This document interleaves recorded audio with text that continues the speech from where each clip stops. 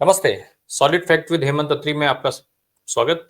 जैसा आप देख रहे हैं, हेमंत सर हमारे साथ मौजूद हैं। सर, आपका बहुत स्वागत है। सर, इस समय जो हालात चल रहे हैं, स्टार लिंक को लेकर के, एलन मस्क को लेकर के, ट्रम्प साहब को लेकर के और मोदी जी को लेकर के बहुत सारी बातचीत हो रही है। और इस बीच में एक बड़ा काम ये हुआ है देश में कि निर्मला सीतारमण जी ने बजट पेश कर दिया है। खबर एक बहुत अहम है लेकिन गायब है। आज उस खबर को हम आपसे समझना चाहते हैं, और खबर यह है कि जो बजट है, उस बजट में एलन मस्क की तमाम कंपनियों को बड़ी छूट दी गई है कस्टम ड्यूटी में। इसको एक तो हम पूरा मामला समझें कि है क्या, इसके पीछे की वजह क्या है। क्या ये जो ट्रंप और मस्क जिस तरीके की धमकियां मोदी जी को दे रहे थे, ये सीधे सीधे उससे जुड़ा हुआ मामला माना जाए, उससे जुड़ा हुआ समझा जाए इसको? राय साहब, धन्यवाद। बहुत ही महत्वपूर्ण विषय आपने लिया है आज, इसके लिए साधुवाद आपको।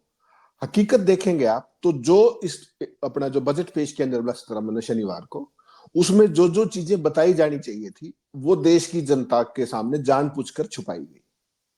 सबसे बड़ी बात क्या है कि ईवी व्हीकल्स को बढ़ावा देने के लिए कितनी जबरदस्त रियायत दी गई है। एक हार्ले डेविडसन बाइक जो अमेरिका की है, या बुगाटी जो बहुत महंगी बाइक्स है, उन पर किस तरीके से टैरिफ कम किया गया है, पॉलिसी के नाम पर, लेवल प्लेइंग फील्ड के नाम पर।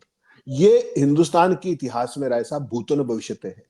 चूंकि टेक्निकल मामला है तो बहुत कोशिश करूंगा सरलीकरण करने की, और दर्शकों को ये बात समझ में आ जाएगी कि मोदी जी 13-14 को ट्रंप से मिलने की कोशिश में है। वो पेरिस से सीधे वहीं जाने के उसमें है, और उससे पहले वो एक लेबल उतार के जाना चाहते हैं। जो ट्रंप बार बार कहते हैं ना कि हिंदुस्तान तो टैरिफ किंग है, हमारे सामान पर इतना टैरिफ लगाता है, और रह रहकर धमकियां देते थे, याद होगा आपको। तो दर्शकों के लिए बता दूं, जो जो टेस्ला गाड़ी है, टेस्ला ईवी व्हीकल, और ये सारा का सारा एआई पे चलती है जिस तरीके से आपको पता है।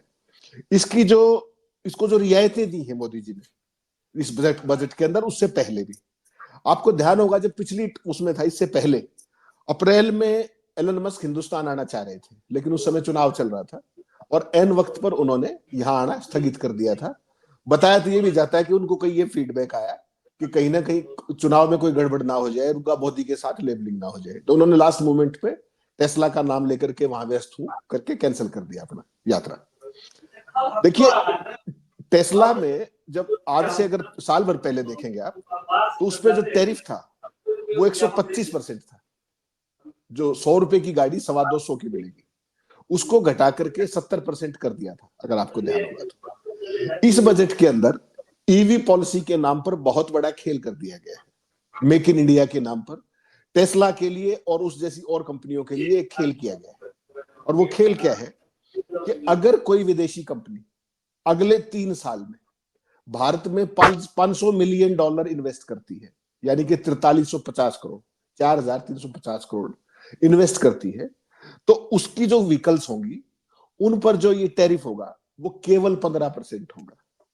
125, 70 और सीधा 15%। ये जो चीज है ये इसके अंदर की गई है। इसमें 3 शर्तें लगा दी गई है।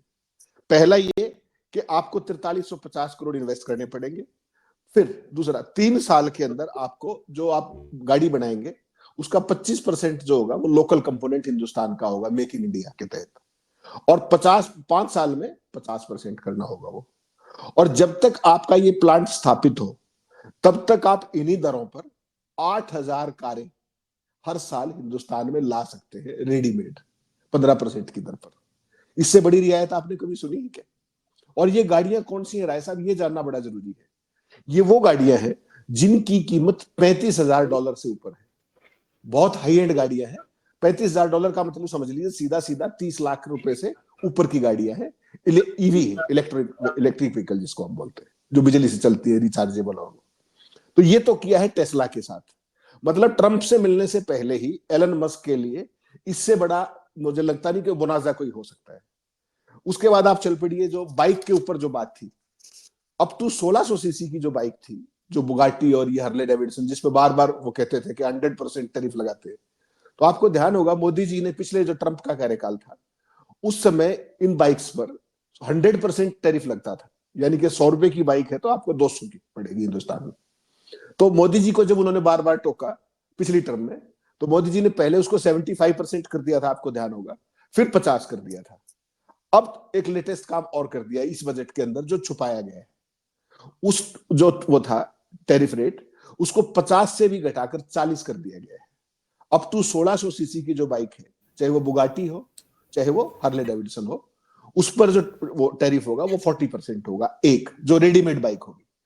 और एक होती है एसकेडी, जिसमें से कुछ पार्ट बने होते हैं और कुछ पार्ट स्पेयर आते हैं जो हिंदुस्तान में असेंबल होते हैं इन्हीं बाइक्स अप टू 1600 सीसी। उसका जो टैरिफ था वो घटाकर 25 से घटाकर 20% कर दिया है। और तीसरा एक और है कि कंप्लीटली नॉकडाउन, जिसमें पुर्जे अलग अलग आते हैं किट के तौर पर, और उसको आप हिंदुस्तान में आके असेंबल कर लेंगे तो असेंबलिंग इंडिया में हो जाएगी, जैसे एप्पल फोन की करते हैं। तो उस पर 15% से घटाकर 10% कर दिया गया है। यानी कि ट्रंप की एक और बहुत बड़ी मांग जो थी, जो 100% टैरिफ था, उसको घटा करके 40 से लेकर 15% तक ला दिया गया है, पहले ही मोदी जी की मुलाकात से पहले।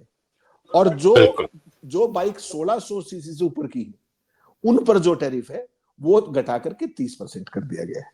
तो अपने आप में इससे बड़ी रियायत आप कल्पना ही कर सकते हैं, वो भी मिलने से पहले, जाने से राजा पहले। राजा से मिलने से पहले वजीर को चढ़ावे चढ़ा करके खुश किया जा रहा है कि भैया तुम खुश रहो ताकि हमारी राजा से मुलाकात अच्छी हो जाए, नहीं तो ऐसा ना हो कि बंधवा के मरवाने उरवाने लग जाए। सर एक और चीज अभी मैं जोड़ दूं उसके लगे हाथ में, ये सारी चीजें हैं अपने देश में जो बजट पेश किया गया और जो आपने चीजें बताई, ये तो कहीं सुर्खियों में है ही नहीं, तो आखिर इसको छुपाने की जरूरत क्यों पड़ी? क्यों ये जरूरत पड़ी कि हमने ये सारी चीजें रिड्यूस किया है लेकिन उसको हम देश के लोगों को नहीं बताएंगे? 12 लाख रुपए पे जीरो टैक्स करके पूरा मीडिया फेफड़ा निकाल निकाल के चिल्ला रहा था, लेकिन इस पे तो कहीं कोई जिक्र नहीं है। तो पहली चीज तो ये कि छुपाया क्यों गया, नंबर एक। दूसरी चीज, अब शुरुआत एक उसकी भी हो गई, जो डील करने जयशंकर साहब भेजे गए थे उस डील का रिजल्ट आने लगा है। पहला जत्था जो है वो रवाना कर दिया गया है अमेरिका से, और जिस तरीके की तस्वीरें आई थी पहले आपने भी इसका जिक्र किया था, याद हो कि हथकड़ियां बेड़ियां सब लगा करके उसी स्वरूप में भेजे गए हैं। तो ये डील कामयाब नहीं रही, क्योंकि जयशंकर साहब से तो भाई ये हुआ था कि चुपचाप भेजिएगा, बताइएगा नहीं, लेकिन तो पूरा हो हल्ला मचा हुआ है।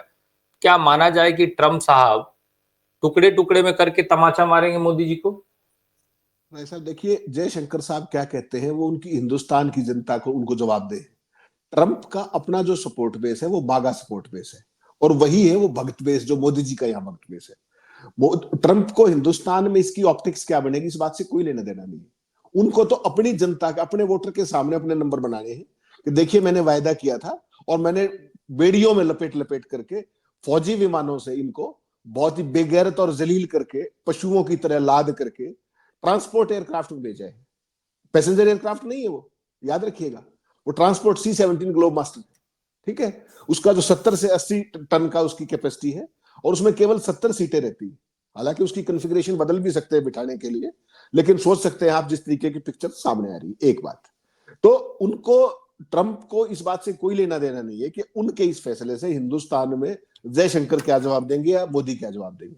उनको अपनी जनता के सामने एक ऑप्टिक्स क्रिएट करनी थी, और वो उसमें शिद्दत से लगातार लगे हुए हैं, पहली बात।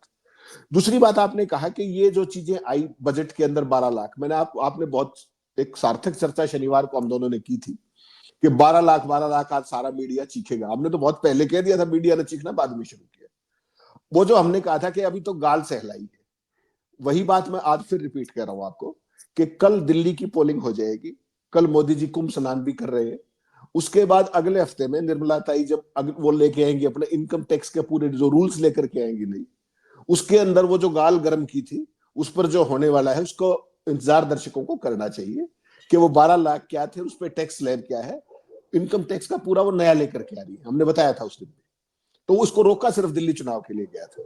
तो ये बहुत महत्वपूर्ण बात है, इसका अगले हफ्ते इंतजार किया जाएगा, वो 12 लाख वाला बुखार भी उतर जाएगा। आपने कहा कि 12 लाख को इतना क्यों चमकाया गया, और मस्क और अमेरिकी कंपनियों को दी गई राहत को क्यों दबाया गया। आपको ध्यान होगा शनिवार को बजट आया था, और शुक्रवार को ट्रंप साहब ने मेक्सिको और कनाडा और चाइना, इन तीनों के ऊपर टैरिफ्स की घोषणा की थी। याद होगा ना आपको, 25%, 10-10%। वो गिदड़ भभकी, आज चाइना ने उसका जवाब दे दिया, चाइना ने भी उन पर 10% टैरिफ ठोक दिया है सुबह। आज सुबह फर्स्ट फैसला कर दिया चाइना ने उनके एग्रीकल्चर प्रोडक्ट और कुछ और प्रोडक्ट्स में। और जो कनाडा का और जो इनके ऊपर था मेक्सिको के ऊपर, वो ट्रंप ने जो अपना फैसला था वो आज से लागू होना था, अगर आपको ध्यान हो, मंगलवार है आज, तो उसको स्थगित कर दिया, यानी कि गिदड़ बग की साबित हुई। लेकिन नहीं, हमारे कनाडा ने वालों सेम डे लगा दिया सर, कनाडा ने तो सेम डे 25% टैरिफ ठोक दिया था। ने घोषणा की थी दोनों ने, और मंगलवार को हम्म। उनके आज लागू होना था, तो वो रेसिप्रोकल अच्छा। होता है हमेशा, तो उस तरीके से था। मंगलवार को अगर ये लागू करते तो वहां भी लागू हो जाते। इन्होंने भी तो घोषणा ही की थी ना, उन्होंने भी घोषणा कर दी थी। तो आज ट्रूडो ने उनसे बात की और उसने अपना जो ट्रंप ने जो फैसला था लागू करने का आज से, उसको फिलहाल के लिए टाल दिया है, स्थगित कर दिया है। तो कनाडा ने भी स्थगित कर दिया। इस खेल को समझना होगा, जो मैं आपको बार बार कहता हूं। केवल एक बयान से ट्रंप के पूरी दुनिया की शेयर मार्केट का कल क्या हाल हुआ आपने देखा। लाखों करोड़ रुपए सवा हो गए इन्वेस्टर्स के। यही खेल है ट्रंप का सारे का सारा। वो पूरी दुनिया को आर्थिक अनिश्चितता के ऐसे भौर में उलझाना चाहते हैं। उनके एक बयान से आप सोचिए कल पूरी वर्ल्ड मार्केट्स में, शेयर मार्केट में कल क्या मेहम हुआ एक तरीके से। और नहीं तो आज चुपके से अब कह तो दिया। भारत सरकार इस रेस में ट्रंप के साथ खड़ी होती हुई दिख रही है ना। जिस तरीके से मस्क साहब को रियायतें दी गई हैं, उनकी कंपनियों को, स्टारलिंक को, टेस्ला को, भारत में जो कंपनियां पहले से काम कर रही हैं ईवी सेक्टर में, चाहे वो हुंडई हो, टाटा हो, महिंद्रा हो, कोई भी, और उधर साथ में टेलीकॉम में अंबानी साहब हैं, तो क्या ये कंपनियां बर्बाद नहीं हो जाएंगी? राय साहब, बहुत महत्वपूर्ण सवाल है आपका। ईवी का क्षेत्र तो एक है, उसमें थोड़ा सा बचाव आपका इसलिए है क्योंकि जो टेस्ला गाड़ियां बनाती है ना, उसकी वो हाई एंड व्हीकल्स है।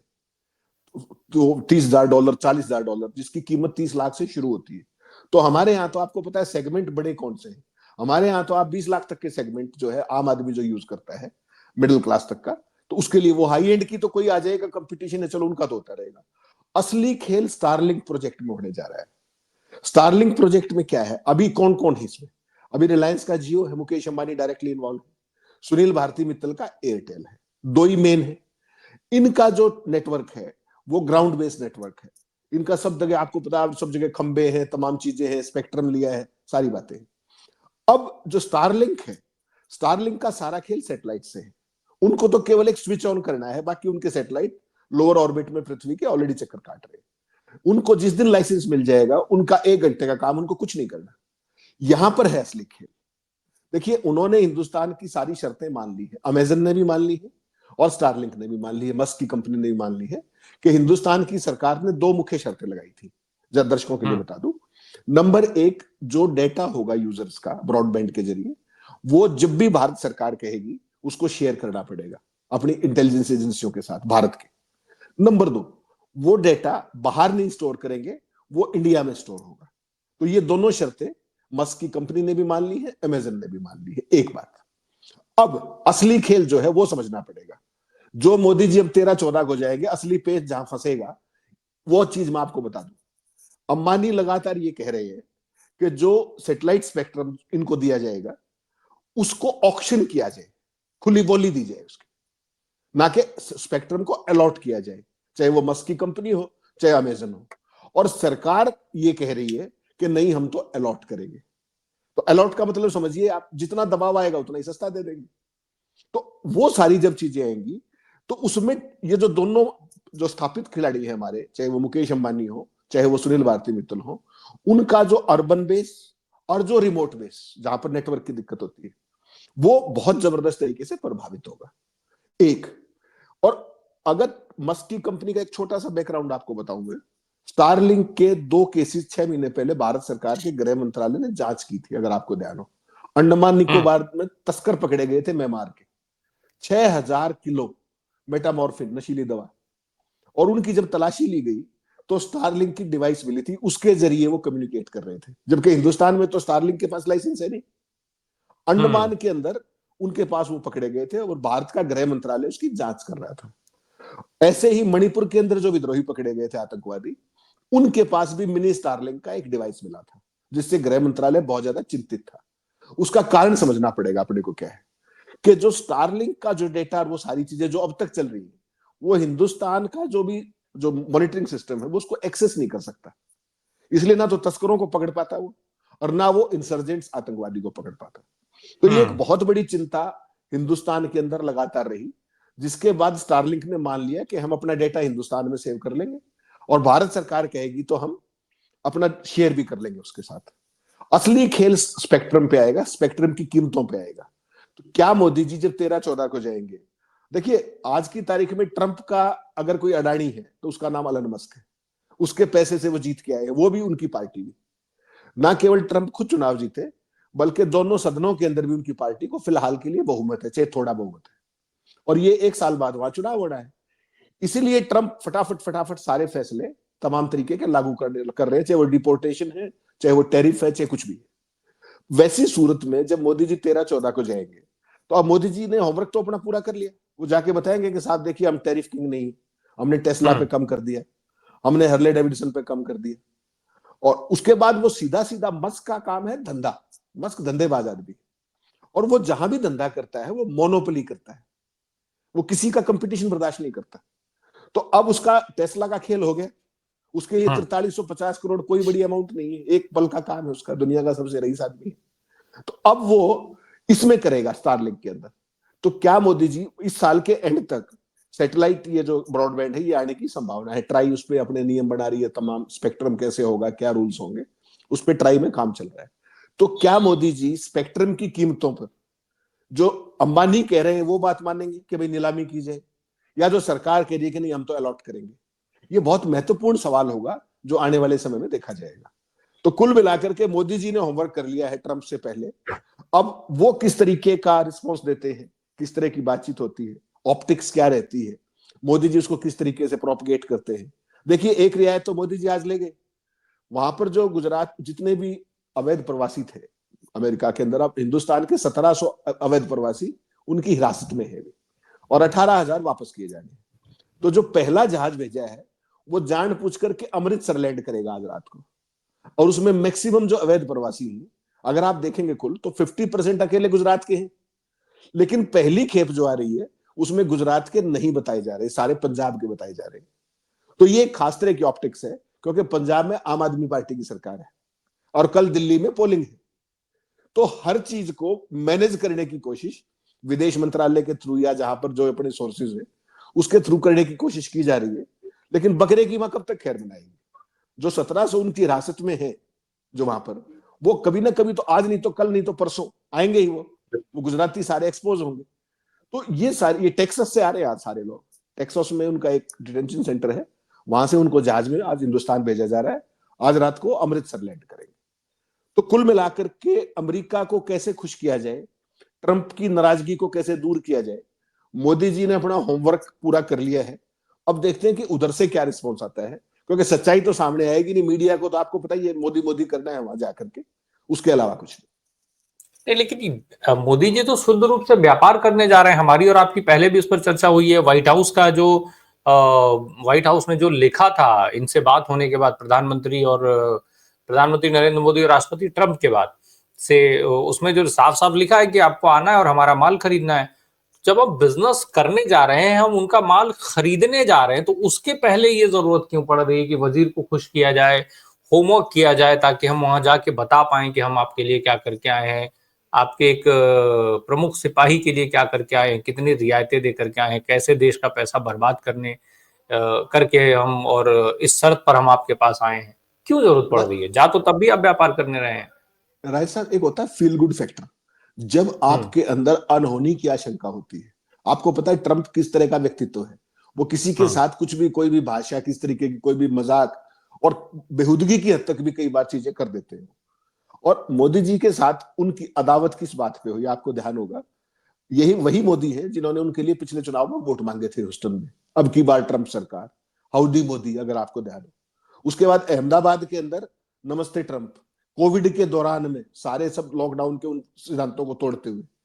और असलियत जब आई, हकीकत, वो चुनाव तो वो ट्रंप हार गए 2021 वाला। अब वो फिर जीत के आगे बहुत है।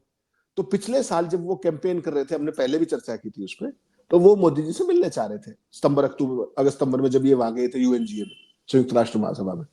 तब हमारे विदेश मंत्रालय ने मिलने से मना कर दिया था कि भाई इनकी तो आइटनरी में टाइम ही नहीं है मिलने का, बहुत बिजी है।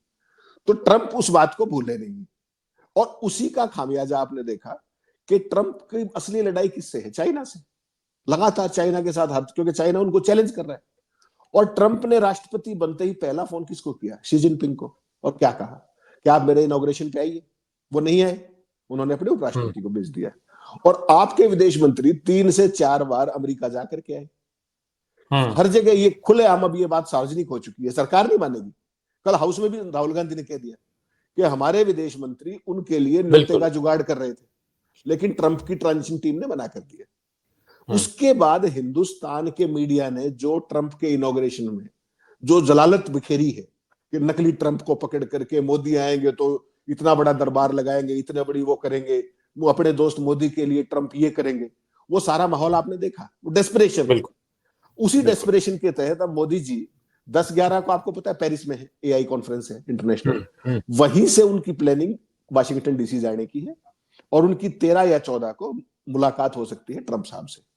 तो उस मुलाकात से पहले एक फील गुड फैक्टर क्रिएट करने की मोदी जी कोशिश कर रहे हैं ताकि सौहार्दपूर्ण माहौल में बातचीत हो और एलन मस्क भी सिफारिश करे कि नहीं देखिए ये बहुत अच्छा काम कर रहे टाइप, तो माहौल बनाने की बात है। बिल्कुल।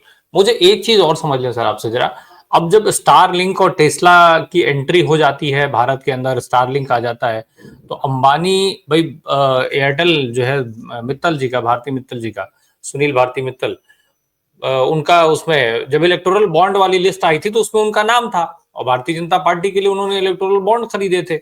और दूसरी तरफ अंबानी साहब मोदी जी के कितने करीबी हैं हम सब देख चुके हैं कि भाई लड़के की शादी में 4-4 घंटा 5-5 घंटा जब जा करके प्रधानमंत्री बैठता है तो कितनी गहराई होगा, कितना गहरा रिश्ता होगा, ये सबको समझ में आता है। तो ये दो सीधे सीधे मोदी जी की पार्टियां इफेक्टेड हो रही हैं, दो पैसे वाले लोग इफेक्टेड हो रहे हैं। क्या फिर ये लोग जब एलन मस्क को यहां जगह दे दी जाएगी तो ये लोग खड़े रहेंगे मोदी के साथ? देखिए उनकी मजबूरी है साहब। नहीं क्यों फिर ये कांग्रेस के पक्ष में माहौल क्यों नहीं बना सकते? भाई पैसा देंगे, कांग्रेस के पक्ष में माहौल बनेगा। देखिए वो तो आने वाले समय पर राय साहब तय होगा कि किस दिशा में क्या होगा, क्या स्थितियां होंगी, कितना इंपैक्ट होगा। क्योंकि देखिए एक चीज और भी है ना, जो स्टारलिंक प्रोजेक्ट है उसकी जो कॉस्ट है, जो प्राइसिंग है, वो जो अपने ट्रेडिशनल ये है नेटवर्क इनसे काफी महंगी पड़ती है। तो उसमें देखना पड़ेगा कि इनका बिजनेस कितना इंपैक्ट होता है उसके आगे से। क्या सरकार उस स्पेक्ट्रम को ऑक्शन करती है, अलॉट करती है? अभी तक तो सरकार अलॉट करके रियायत देने के चक्कर में। तो वो सारे फैक्टर्स देखे जाएंगे, उनका बिजनेस निश्चित तौर पर प्रभावित होगा, खासतौर पर शहरी क्षेत्रों में और रिमोटेस्ट एरियाज के अंदर जहां पर आपके नेटवर्क की प्रॉब्लम रहती है, आपको पता है। और सैटेलाइट टेलीफोन तो जहाज में भी चलेगा, जंगल में भी चलेगा, पहाड़ में भी चलेगा। तो ये सही मायनों में चिंतित, क्योंकि इन्होंने सारा स्पेक्ट्रम खरीदा है। आने वाले समय में क्या दिशा होगी ये देखने की बात है। लेकिन हकीकत आपने बिल्कुल सही कही, इलेक्ट्रल बॉन्ड से लेकर के और मोदी जी को गुजरात से दिल्ली लाने में अडानी का केवल नाम आता है क्योंकि उनका जहाज वो प्रयोग करते थे, लेकिन अंबानी का योगदान भी कम नहीं है।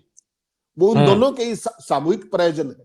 मोदी जी जो प्रोडक्ट है वो कॉमन लॉन्चिंग है दोनों की। तो उसमें अब अंबानी को कैसे बैलेंस करते हैं कि क्या टेलीकॉम की बजाय उनको किसी और क्षेत्र में रियायत दे दी जाएगी, क्योंकि अंबानी ऐसे तो मानने वाले हैं नहीं, व्यापारी व्यक्ति है वो भी। तो उनको कैसे बैलेंस करेंगे, कैसे उनकी भावनाओं को एसुएज करेंगे, वो तो मोदी जी की उस पर देखना पड़ेगा कि किस दिशा में कहां पर उनको रियायत दी जाती है, वो देखना बड़ा रोचक होगा। इसका मतलब ये साफ है कि अगर आने वाले समय में अंबानी साहब राहुल गांधी और कांग्रेस के पीछे खड़े दिखाई दें तो किसी को आश्चर्य नहीं करना चाहिए, क्योंकि मामला व्यापार का है और व्यापारी के लिए व्यापार से ज्यादा महत्वपूर्ण मोदी जी भी नहीं हो सकते हैं। हालांकि एक विकल्प और है कि भारतीय जनता पार्टी और राष्ट्रीय स्वयंसेवक संघ के अंदर से कोई और नया मोदी खड़ा किया जाए। अंबानी के लिए ये चीजें भी आसान है, उतनी ही आसान जितना मोदी जी को मार्केट के हिसाब से प्रधानमंत्री बनाया जाना।